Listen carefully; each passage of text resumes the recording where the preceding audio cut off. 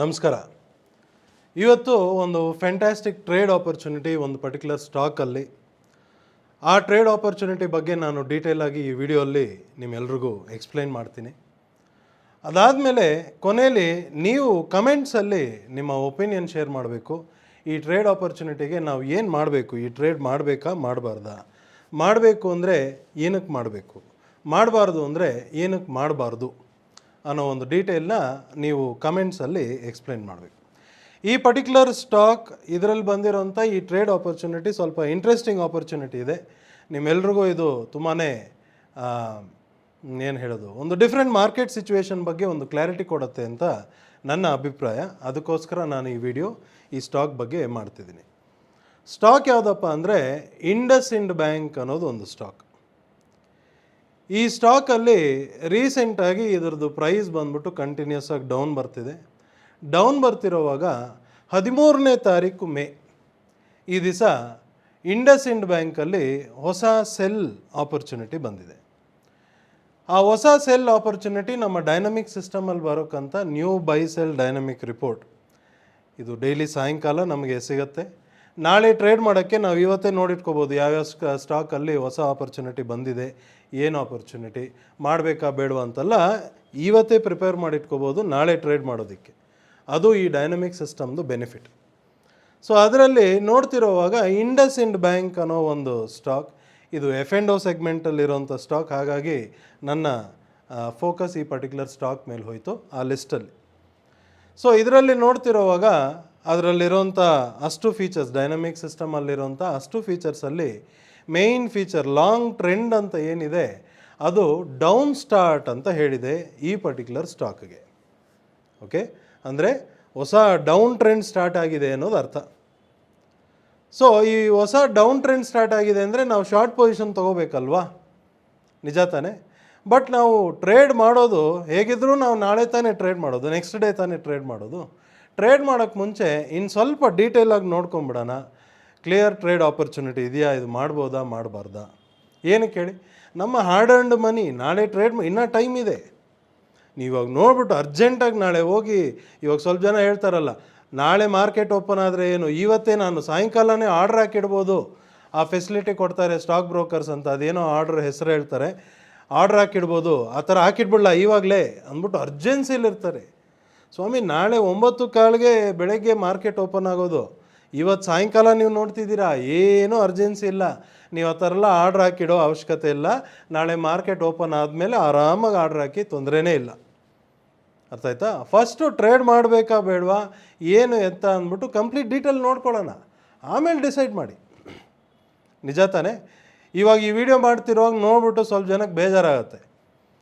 Question ಕೇಳ್ಬಿಟ್ಟು ಕೊನೆಯಲ್ಲಿ ಏನು ಮಾಡಬೇಕು ಅಂತ ನೀವು ಹೇಳ್ತಿಲ್ಲ ಅಂದ್ಬಿಟ್ಟು.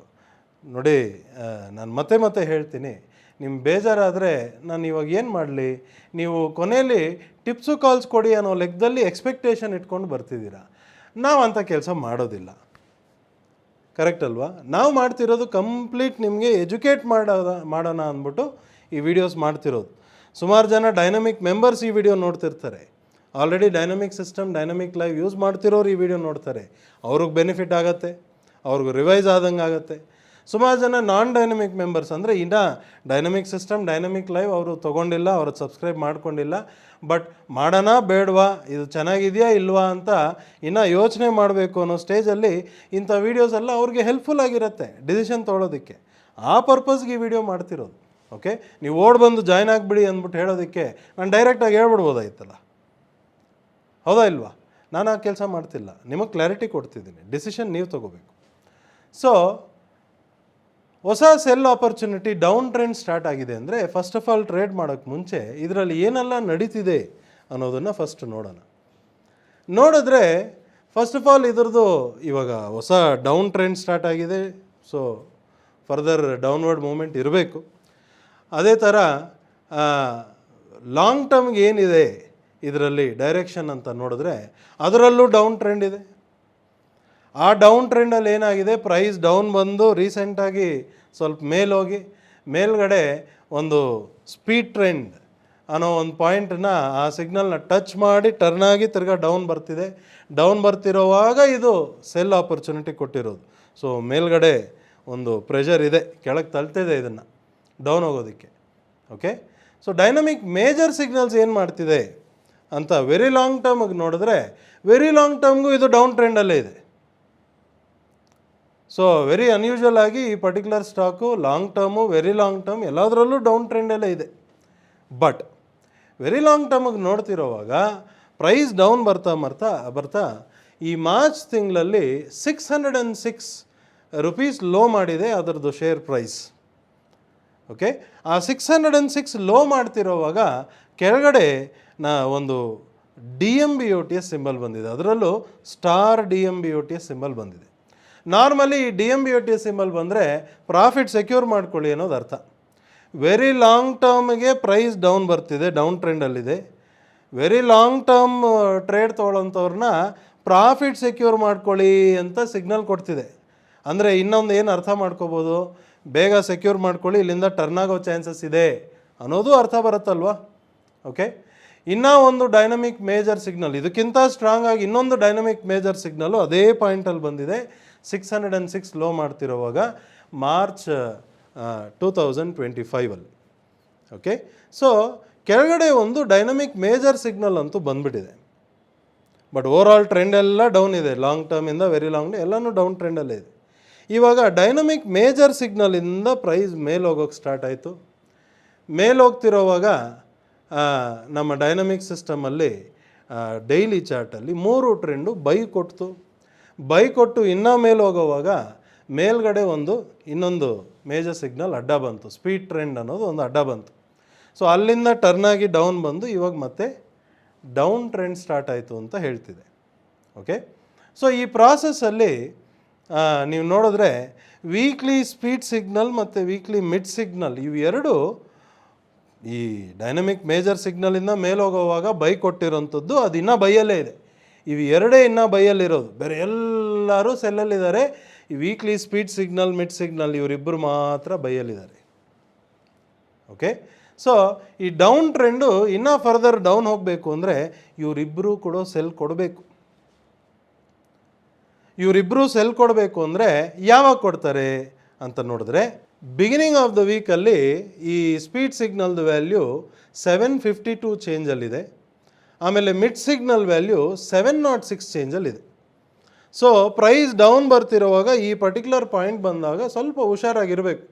ಇದರ ಕೆಳಗೆ ಕ್ಲೋಸ್ ಆಯಿತು ಅಂದರೆ, ಈ ಎರಡು ನಂಬರ್ ಕೆಳಗೆ ಕ್ಲೋಸ್ ಆಯಿತು ಅಂದರೆ ಸ್ಪೀಡ್ ಸಿಗ್ನಲ್ಲು ಮಿಡ್ ಸಿಗ್ನಲ್ ಇವರಿಬ್ಬರೂ ಸೆಲ್ ಕೊಟ್ಬಿಡ್ತಾರೆ. ಇವರಿಬ್ಬರೂ ಸೆಲ್ ಕೊಟ್ಟರೆ ಫರ್ದರ್ ಡೌನ್ ಹೋಗಬೇಕು, ನಿಜಾನಾ? ಹೌದಾ ಇಲ್ವಾ?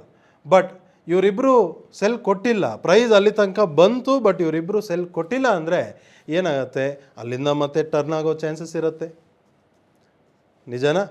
ಓಕೆ, ಸೊ ಈ ಥರ ಇರೋವಾಗ ಪ್ರೈಸ್ ಡೌನ್ ಬರ್ತಾ ಈ ಸೆಲ್ ಡೌನ್ ಟ್ರೆಂಡ್ ಸ್ಟಾರ್ಟ್ ಅಂತ ಹೇಳುವಾಗ 764 ರೇಂಜ್ ತನಕನೂ 64-69 ರೇಂಜ್ ತನಕನೂ ಲೋ ಮಾಡಿಬಿಟ್ಟಿದೆ ಆಲ್ರೆಡಿ. ಬಟ್ 52 ಇನ್ನೂ ಬಂದಿಲ್ಲ, 706 ಇನ್ನೂ ಬಂದಿಲ್ಲ. ಓಕೆ, ಬಟ್ ಈ weekly speed signal mid signal ಈ ನಂಬರ್ಸ್ ಹೇಗಪ್ಪ ಅಂದರೆ ಡೇ ಬೈ ಡೇ ಇದು ಚೇಂಜಸ್ ಆಗ್ತಾ ಇರುತ್ತೆ ಮಾರ್ಕೆಟ್ ಮೂವ್ಮೆಂಟ್ ತಕ್ಕಂಗೆ. ಬಟ್ ವೀಕೆಂಡ್ ಕ್ಲೋಸಿಂಗ್ಗೆ ತುಂಬ ಇಂಪಾರ್ಟೆಂಟ್. ವೀಕೆಂಡ್ಗೆ 752 ಕೆಳಗೆ ಕ್ಲೋಸ್ ಆಗುತ್ತಾ ಅಥವಾ 706 ಕೆಳಗೆ ಕ್ಲೋಸ್ ಆಗುತ್ತಾ, ಆವಾಗ ಅದು ಸೆಲ್ ಕನ್ಫರ್ಮ್ ಆಗೋದು. ಓಕೆ, ಸೊ ಈ ಥರ ಚೇಂಜಸ್ ನಡೆದಿದೆ. ಇವಾಗ ಟ್ರೆಂಡ್ ಎಲ್ಲ ಡೌನ್ ಇದೆ, ಡೌನ್ ಸ್ಟಾರ್ಟ್ ಅಂತ ಹೇಳ್ಬಿಡ್ತು. ಆ ಡೌನ್ ಸ್ಟಾರ್ಟ್ ಜೊತೆಯಲ್ಲಿ ಒಂದು DMBOTS ಸಿಂಬಲು ಬಂದಿದೆ, ಅಂದರೆ ಪ್ರಾಫಿಟ್ ಸೆಕ್ಯೂರ್ ಮಾಡ್ಕೊಳ್ಳಿ ಅಂತ ಒಂದು DMBOTS ಸಿಂಬಲು ಬಂದಿದೆ. ಜೊತೆಯಲ್ಲಿ ಇವಾಗ weekly speed signal mid signal ಒಂದು ಬೇರೆ ಅಡ್ಡ ಇಲ್ಲಿ ನಿಂತಿದೆ. ಸೊ ಸಿಚುವೇಶನ್ ಈ ಥರ ಇದೆ. ಪ್ರಶ್ನೆ ಏನಪ್ಪ ಅಂದರೆ ಇವಾಗ ಡೌನ್ ಟ್ರೆಂಡ್ ಡೌನ್ ಸ್ಟಾರ್ಟ್ ಅಂತ ಬಂದಿರೋದ್ರಿಂದ ನಾನಿಲ್ಲಿ ಶಾರ್ಟ್ ಪೊಸಿಷನ್ ತೊಗೋಬೋದಾ ಅಥವಾ ತೊಗೋಬಾರ್ದಾ? ತೊಗೋಬೋದು ಅಂದರೆ ಏನಕ್ಕೆ ತೊಗೋಬೇಕು? ತೊಗೋಬೋದು ಅಂತ ಹೇಳಿದ್ರೆ ಅದನ್ನು ಎಲ್ಲಿ ಎಕ್ಸಿಟ್ ಮಾಡ್ಕೋಬೇಕು? ಅಂದರೆ ನೀವು ಶಾರ್ಟ್ ಪೊಸಿಷನ್ ತೊಗೊಂಡು ಪ್ರೈಸ್ ಡೌನ್ ಬರ್ತಿರೋವಾಗ ಎಂಥ ಜಾಗದಲ್ಲಿ ಎಕ್ಸಿಟ್ ಮಾಡಿಕೊಂಡ್ರೆ ಚೆನ್ನಾಗಿರುತ್ತೆ? ಒಂದು. ತೊಗೋಬಾರ್ದು ಅಂದರೆ ಏನಕ್ಕೆ ತೊಗೋಬಾರ್ದು? ತೊಗೋಬಾರ್ದು ಅಂದರೆ ಬೇರೆ ಏನು ಮಾಡಬೇಕು? What should be my next trade? Next ಏನು ಮಾಡಬೇಕು ನಾನು ಅನ್ನೋದು ಇಷ್ಟು ಕ್ಲಾರಿಟಿ ನೀವು ಕಮೆಂಟ್ಸಲ್ಲಿ ಹಾಕಿದ್ರೆ ತುಂಬ ಚೆನ್ನಾಗಿರುತ್ತೆ. ನಿಮ್ಮ ಮುಖಾಂತರ ಸುಮಾರು ಜನ ಬೇರೆಯವರೆಲ್ಲನೂ ಪಾರ್ಟಿಸಿಪೇಟ್ ಮಾಡೋಕ್ಕೆ ಸ್ಟಾರ್ಟ್ ಮಾಡ್ತಾರೆ. ಜಾಸ್ತಿ ಜನ ಪಾರ್ಟಿಸಿಪೇಟ್ ಮಾಡಿದಷ್ಟು ಮಲ್ಟಿಪಲ್ ಥರದ್ದು ಒಪಿನಿಯನ್ಸ್ ಬರುತ್ತೆ. ಓಕೆ, ಆ ಒಪಿನಿಯನ್ಸ್ ಬಂದಾಗ ಅಂದರೆ ಮಾರ್ಕೆಟ್ ಮೂಮೆಂಟ್ನ ಜನ ಯಾವ ಥರ ಅರ್ಥ ಮಾಡ್ಕೊತಿದ್ದಾರೆ, ಅದರಲ್ಲಿ ಏನು ಅವರು ಚೇಂಜಸ್ ಮಾಡ್ಕೋಬೇಕು ಅಥವಾ ಕರೆಕ್ಟಾಗಿ ಅರ್ಥ ಮಾಡ್ಕೊತಿದ್ದಾರಾ. ಇದೇ ಥರ ಪ್ರೀವಿಯಸ್ ಆಗಿ ಒಂದು ವಿಡಿಯೋ, ಐ ಥಿಂಕ್ ಅದಾನಿ ಎಂಟರ್ಪ್ರೈಸು ಬಯೋಕಾನೋ ಯಾವುದೋ ಒಂದು ಸ್ಟಾಕ್ ಬಗ್ಗೆ ನಾನು ವಿಡಿಯೋ ಮಾಡಿದಾಗ ಆ ವಿಡಿಯೋ ಬಗ್ಗೆನೂ ಕಮೆಂಟ್ಸಲ್ಲಿ ಶೇರ್ ಮಾಡಿದರು ಮೆಂಬರ್ಸ್, ಅದರದ್ದು ಒಪಿನಿಯನ್ ಶೇರ್ ಮಾಡಿದರು. ಅದರಲ್ಲಿ ಇಬ್ಬರು ಕೊಟ್ಟಿರೋಂಥ ಒಪಿನಿಯನ್ ಇಬ್ಬರದು ಕರೆಕ್ಟೇ ಇದೆ. ಬಟ್ ನಾನು ಅಲ್ಲಿ ಕಂಡೀಷನ್ ಹಾಕಿದ್ದೆ, ಓಕೆ, ನಾನು ಟ್ರೇಡ್ ಮಾಡಲೇಬೇಕು, ಏನು ಟ್ರೇಡ್ ಮಾಡಬೇಕು ಅಂತ ನೀವು ಕನ್ವೆ ಮಾಡಿ. ಅದಾದಮೇಲೆ ಅದರದ್ದು ಪ್ರೈಸ್ ಮೂಮೆಂಟ್ ಏನಾಯಿತು, ಏನು ಟ್ರೇಡ್ ಮಾಡ್ಬೋದಾಗಿತ್ತು, ಮಾಡಿದರೆ ಯಾವ ಥರ ಬೆನಿಫಿಟ್ ಬಂದಿರೋದು ಅನ್ನೋದ್ರ ಬಗ್ಗೆನೂ ನಾನು ವಿಡಿಯೋ ಮಾಡಿ ಅದನ್ನು ಅಪ್ಡೇಟ್ ಮಾಡಿದ್ದೀನಿ. ನೀವೆಲ್ಲರೂ ನೋಡಿರ್ತೀರ, ಕರೆಕ್ಟ್ ಅಲ್ವಾ? ಸೊ ಅದೇ ಥರ ಈ ಇಂಡಸ್ಇಂಡ್ ಬ್ಯಾಂಕ್ ಅನ್ನೋ ಒಂದು ಸ್ಟಾಕ್, ಅದರಲ್ಲಿ ಬಂದಿರೋಂಥ ಈ ನ್ಯೂ ಟ್ರೇಡ್ ಆಪರ್ಚುನಿಟಿ, ಇದರಲ್ಲಿ ಏನು ಮಾಡಿದ್ರೆ ಕರೆಕ್ಟ್ ಇರುತ್ತೆ, ಯಾಕೆ ಮಾಡಬೇಕು ಅನ್ನೋ ಒಂದು ಡೀಟೇಲ್ನ ನೀವು ಯೋಚನೆ ಮಾಡಿ, ಎಲ್ಲ ಡೀಟೇಲ್ ನಾನು ತೋರಿಸಿರೋದನ್ನೆಲ್ಲ ಒಂದು ಸತಿ ಅರ್ಥ ಮಾಡಿಕೊಂಡು ನಿಮ್ಮ ಕಮೆಂಟಲ್ಲಿ ನಿಮ್ಮ ಒಪಿನಿಯನ್ನ ಮರೀದೆ ಹಾಕಿ. ಓಕೆ, ಐ ಹೋಪ್ ಈ ಥರ ವೀಡಿಯೋಸ್ ಮಾಡ್ತಿರೋದ್ರಿಂದ ನಿಮ್ಮೆಲ್ರಿಗೂ ಬೆನಿಫಿಟ್ ಆಗ್ತಿದೆ, ಇನ್ಯಾವ ಕ್ಯೂರಿಯಾಸಿಟಿ ಜಾಸ್ತಿ ಆಗ್ತಿದೆ. ಆದಷ್ಟು ಜನ ಇದರಲ್ಲಿ ಪಾರ್ಟಿಸಿಪೇಟ್ ಮಾಡಿದಷ್ಟು ಇನ್ನು ಬೆಸ್ಟ್ ರಿಸಲ್ಟ್ಸ್ ನಾವು ತರ್ಬೋದು, ಎಲ್ರಿಗೂ ಬೆಸ್ಟ್ ಕ್ಲಾರಿಟಿ ಕೊಡ್ಬೋದು. ಓಕೆ, ನಮಸ್ಕಾರ.